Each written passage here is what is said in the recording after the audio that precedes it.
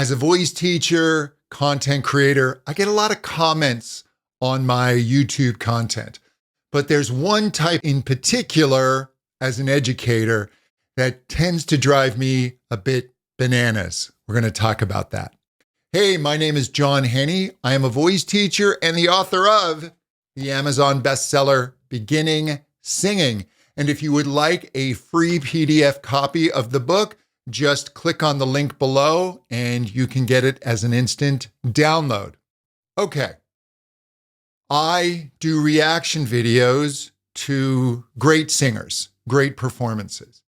And for certain singers, people almost trip over themselves to rush and type, they never had a voice lesson. Barbra Streisand, they never had a voice lesson. Freddie Mercury, they never had a voice lesson. Steve Perry, they never had a voice lesson. And for some reason, they think that this elevates their art to a higher level. And I get that there is some romantic notion about being so naturally gifted that we don't have to work on our art. I mean, if you take the movie The Natural, Robert Redford's character went away from baseball for a period of over a decade, comes back as an older-aged rookie, and of course is the greatest hitter that they've ever seen because he is a natural. But I'm trying to think of another profession, another role where people would brag about never having had any help, coaching, or education. Would you say that about an airline pilot or a surgeon? Would you say that about a quarterback or a basketball player? No, because we know that getting feedback helps them do better at their craft. Education is vital to take this gift, this raw natural talent, and take it to the highest heights. Now, I think it also speaks to a misunderstanding about what good music education is, especially voice lessons. I received this comment recently on a Steve Perry video, and it said, "You can analyze all you want. Great singers are born, not made." Okay, there needs to be a certain amount of gift there. We are all different. We not only have different equipment, but our brains are set up to process things differently. And some people have greater regions of their brain dedicated to rhythm or dedicated to pitch, dedicated to numbers, dedicated to empathy. We're all different.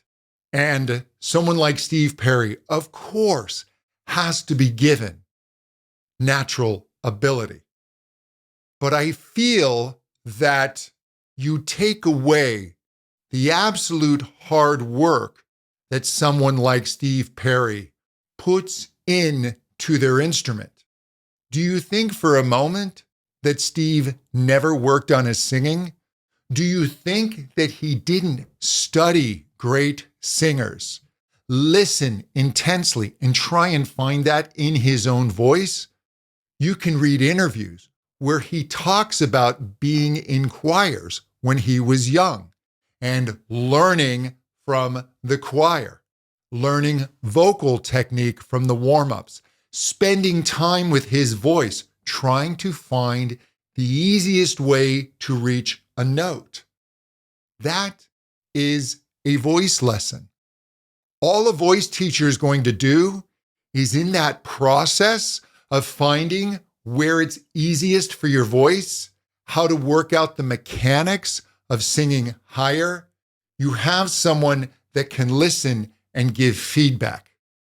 In a formal setting, that's a voice teacher. In Steve's experience, that was choir directors. That was fellow band members. That was producers. That was him listening back to his own voice and making adjustments. He was made a great singer by his own intelligence and hard work.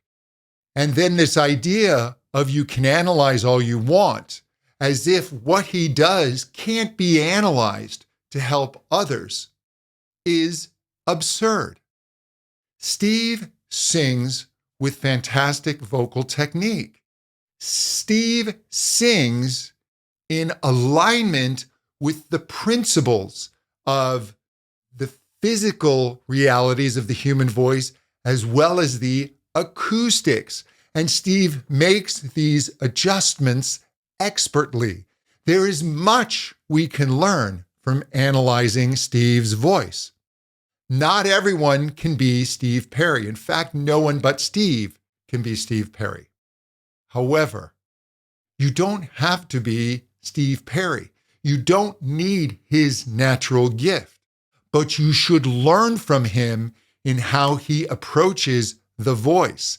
We learn from great singers, just as artists learn from great artists, and directors learn from great filmmakers. They're an inspiration that can be broken down and analyzed. And I think when you say that, I know you're praising him in a romanticized way, but the reality is you are discounting his work ethic. You're discounting all the time he spends with his voice, the recording, the take after take, and listening and analyzing and adjusting. It's intense, hard work. His discipline on the road, all of this is to be analyzed and honored. So I would love to know your thoughts on this. You don't have to study with a voice teacher. A voice teacher is simply a guide. It is someone with experience that can give you feedback and help in a way that can make this journey to your vocal goals a bit shorter. But you still have to do the work. You still have to do what Steve does in listening and feeling your voice, getting in touch with your voice. That's where the work is. Hey, you want to know more about me? Check out my website, johnhenny.com. Please do hit the like button, subscribe to the channel. And if you're interested in this singing stuff, check out my podcast, The Intelligent Vocalist, where I talk about voice science and mindset for singing. I have great guests, and it's pretty cool. We'll talk soon.